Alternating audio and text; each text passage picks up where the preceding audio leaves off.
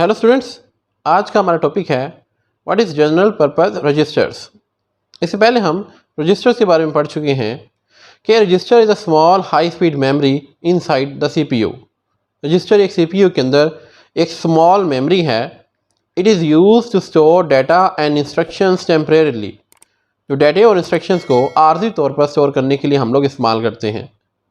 आपके पास ये सीपीयू है। इस सीपीयू के अंदर आपके पास क्या होता है, एक रजिस्टर्स मेमोरी होती है जो डाटा और इंस्ट्रक्शंस को आर्जी तौर पर स्टोर करने के लिए हम लोग इस्तेमाल करते हैं।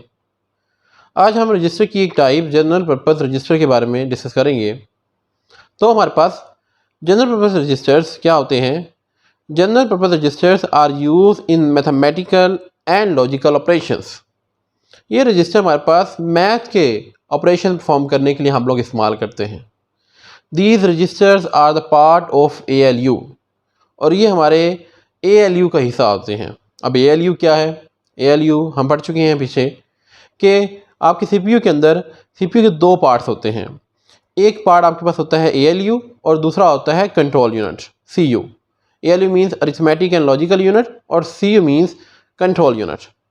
ALU बेसिकली तमाम के तमाम जो मैथमेटिकल और लॉजिकल ऑपरेशन हैं उनको कंट्रोल करता है। तो हमारे पास जो जनरल पर्पस रजिस्टर्स हैं वो ALU का हिस्सा होते हैं। Accumulator register is a general purpose register. General purpose register के अंदर हमारे पास एक रजिस्टर होता है accumulator register. There are 4 types of accumulator registers called EAX, EBX, ECX and EDX। हमारे पास 4 किस्म के जनरल पर्पस अक्यूमुलेटर रजिस्टर्स मौजूद हैं। The size of these registers can be 1 to 4 bytes. इन रजिस्टर का साइज़ 1 से लेकर 4 बाइट्स तक होता है। चलें इन रजिस्टर के बारे में मज़ीद जानते हैं। EX where A stands for accumulator, then EBX where B stands for base, and ECX means where C stands for count, and EDX where D stands for data।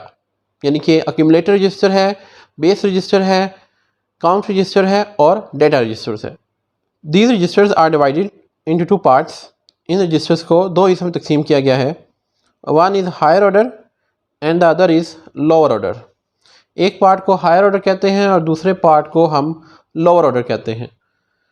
साल के तौर पर हमने इस टेबल में इसको डिज़ाइन किया है। रजिस्टर EAX है, इसके दो पार्ट्स हैं AH और AL, यानी कि अक्यूमुलेटर हाई और अक्यूमुलेटर लोअर। इस तरह से EBX है, base high base lower, CH है और CL है, count high and count low, DH है और DL है, डाटा हाई और डाटा लो। चलें डिटेल में हर रजिस्टर को डिस्कस करते हैं। सबसे पहले हमारे पास है accumulator registers EX। It is use for arithmetic and data operations. EX हमारे पास एक ऐसा रजिस्टर है जो हम मैथमेटिकल ऑपरेशंस के लिए यूज़ करते हैं। जब आप such as plus minus multiply divide, जब आप ये ऑपरेशन परफॉर्म कर रहे हो तो उसके लिए जो आप रजिस्टर इस्तेमाल करते हैं वो कहलाता है AX अक्यूमुलेटर रजिस्टर। सेकंड हमारे पास है base register. It is use for arithmetic and data movement. जब भी हम मैथमेटिकल ऑपरेशन परफॉर्म कर रहे होते हैं तो डाटा की एक जगह से दूसरी जगह पर मूवमेंट के लिए हम बेस रजिस्टर का इस्तेमाल करते हैं। It has special addressing capabilities. ये बेसिकली हमारी वैल्यूज़ के एड्रेस को स्टोर करने के लिए हम लोग इस्तेमाल करते हैं। लेट्स सपोज आपके पास एक रजिस्टर के अंदर एक वैल्यू स्टोर है 99 और इस वैल्यू का एड्रेस मेरे पास है #1100। तो अगर हमने इस वैल्यू को यहाँ से किसी और जगह पर मूव करवाना है तो इस वैल्यू का जो ये एड्रेस है वो हम स्टोर करते हैं हमारे बेस रजिस्टर के अंदर। यानी बेस रजिस्टर के अंदर इस वैल्यू 99 का जो एड्रेस है #1100 ये आपका यहाँ पर स्टोर होगा ताकि इसको एक्सेस करने के लिए हम इसका एड्रेस इस्तेमाल कर सकें।